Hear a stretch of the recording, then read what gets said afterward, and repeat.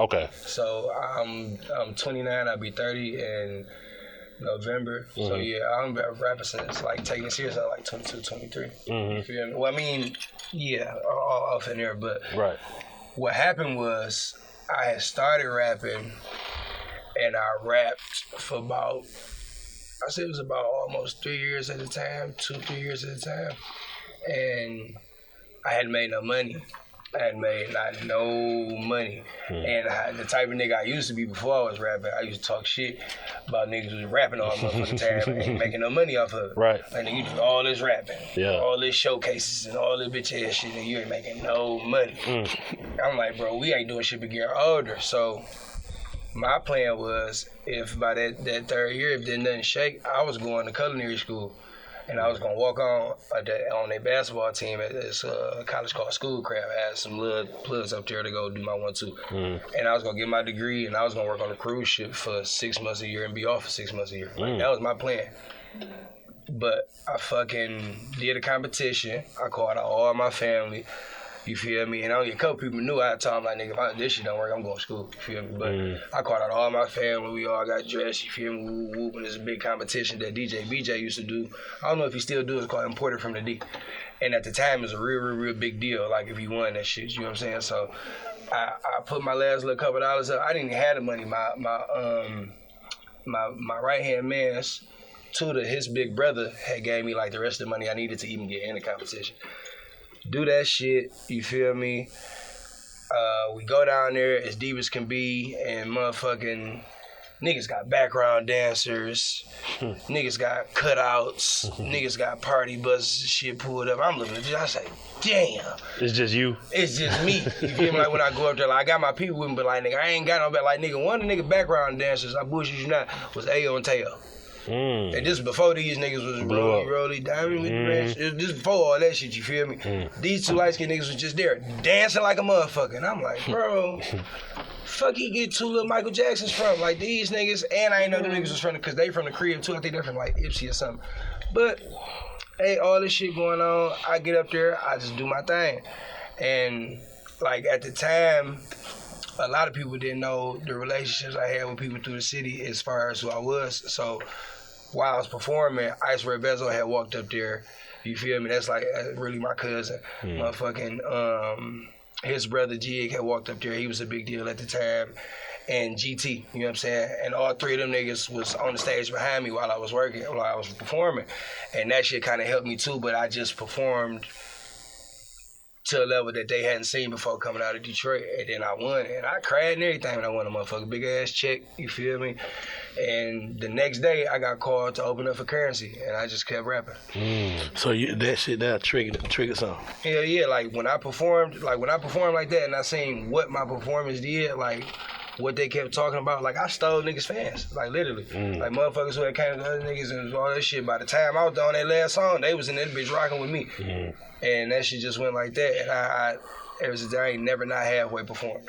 Never. So what would you tell, because we debate that a lot on Big Facts, being that you went through that and you was about to quit because it wasn't financially coming together, what would you tell an upcoming rapper? Like, some people be like, never quit.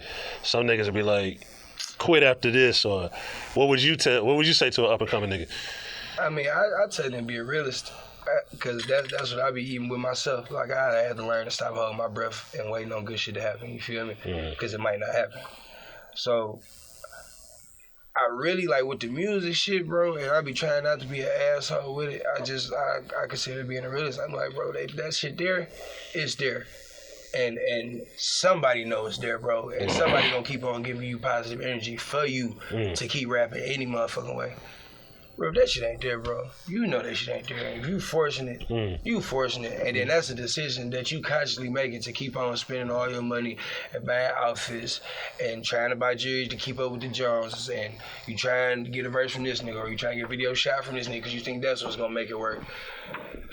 And bro, some niggas, you looking at that video do 750 views. You looking at you know what I'm saying? You calling this shit an album, nigga, and bro, you don't got 10,000 followers. You feel me? But you got all the street money. You feel me? You icy as hell. A nigga can't say you ain't a rapper by how you look. You feel me? But nigga, the shit that count as a rapper, getting booked for shows, that's not the strip club where you throwing half your booking. Like, nigga, like, oh, I get booked all the time. No, you don't, bro. You booked the strip club. And they, you feel me, half the shit they book you for, it's in the contract that you gotta do it. You feel me? That shit don't count. And you getting booked by, nigga, you used to fuck that girl's sister or something, bro. You know the promoter, you know what I'm saying? Y'all cool. Like, all that type of shit don't count as far as what I look at, like, when you trying to get some nigga rap motion. Like, Do nigga, you think some niggas just be wanting the clout of that, though? niggas want the hood stuff for sure. Yeah. Some of them niggas just want the clout for that. Niggas want the hood stuff for sure. My baby brother, he started doing music and shit, you feel me? And he had a song where he was singing with the auto-tune and they had the Leah Rock the Boat sample on there. Shit hard, right? Me and Juan, you feel me and my manager, we like, yeah, that's the one we gonna get some money together and we gonna shoot that video for him because nigga, he come out with that. That's kind of different off the dribble. Find him a lane singing to the hoes and shit. You know what this nigga broke his neck to do? Get a bubble coat, get some Cartier glasses, and a half a chain. And shoot a video talking about shoot 'em up, bang, bang, and slide and all this stuff. Oh, you had it. You saying he had it in the other lane. But he want the hood stuff. He want to look like the rest of everybody else that's talking about Dracos and all that type of shit with a bubble coat on because in Detroit you look sweet with a bubble coat with some buffs. You feel me? And a couple niggas in the background. That shit ain't it because nigga, it's 80 million niggas like that at home, not doing nothing, not going nowhere far. You know what I'm saying? Like, yeah. So for an upcoming nigga like me personally, if it's there, I got all the advice for him in the world and sauce to give him about dodging curveballs and getting over this hurdle. Fucking with your rights, Michael, whatever type of game a nigga that really got in his chest and I can smell and see it, you feel me? I can give it to him and I don't got no problem with giving that to him, you feel me? If you wasting time, brother, I don't give a fuck if you my big homie or whatever, you already me, big cousin, little cousin, blood, I'm gonna keep it a buck with you. And you're not gonna get a lot out of me, you feel me? So the most you gonna get out of me is, that shit not really it, brother. I'm not about to lie to you. Cause you about to beat me up or something? So what I was saying, that's the next thing that always come up is like, what if they feel like you're hating? And that's be my thing. I'm looking in your eyebrows. You gonna beat me up, bro? Because I'm telling you my opinion, the truth, or your opinion. It ain't even opinion. It's the truth. Yeah. But it's the truth though. Some niggas slip up though. Opinionated be nigga Michael Jordan or LeBron. That's opinionated from different areas and other type of shit. Both of them niggas fire. You see what I'm saying? Yeah. You been around for a long ass time. You been around for a long ass time. Yeah. Before I was rapping, I was listening to rap for a long ass time. Yeah. I know what the fuck sounds sweet and what don't. So I know when you trying to rap and you saying the shit you done heard other niggas say because you think that's what's gonna grab attention. Like you ever heard a nigga song and everything he say, you could literally take a bar at a time and put it in one of the mainstream rap nigga songs. You feel me? 30 with the Curry with the dirt. LeBron, the nigga out of town. Just you feel me? Just all the basic shit that you, Amiri jeans. You feel me? Like all the regular shit that they think is popping and what's going on. You feel me? Dior boots. You feel me? They gonna say it and think that shit hard, and then when it don't do nothing over the 1,500 or 2,000, or ain't nobody sharing it but the niggas that they be in the car with.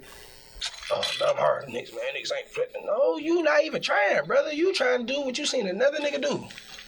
And think it's gonna work for you, and it's not, bro. Nigga, that shit works for him because he was different when he did it. When he recorded it was different. That's real.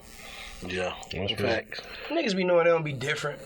Did that inspire you to kind of blend in the fun with the street shit? Because if you take like a whole lot of choppers and even bop stick and all that shit, like your shit is you still kicking street shit, but it's fun. That's really just me. I swear to God, that's just like, before I was rapping, when I would hear music, I would dance. You know what I'm saying? Like, nigga, music made me dance. And that didn't take away from that I had just left from a fight, nigga, a shootout just broke out where I was just out on the block. And I didn't, what the fuck that mean? I dance because that's what music made me do. So I always felt like I was never going to be, I called it Jay-Z in 98. You feel me? Standing still, just, you feel me? And too cool for school. No, I'm gonna get loose, brother. And this is what I do. I was at the kiddie discos and all that type of shit, having fun. So yeah, I'm going every time when we talking about shooting up stumping some niggas, loading the sticks or whatever. That beat groovy, and 10 times out of 10 it's groovy, or I wouldn't even pick the bitch. Yeah, I'm gigging. I'm fucking gigging. And it's supposed to be fun. I feel like music's supposed to be fun, man. I know a lot of niggas be overly tough in their music, through their music, and that's cool if that's what works for you. And then you meet a nigga and all you gonna do is crack jokes. I'm like, bro, where your median at? Like, where your common denominator at? You feel me? Like, at some point in time, nigga like me could think that shit fake.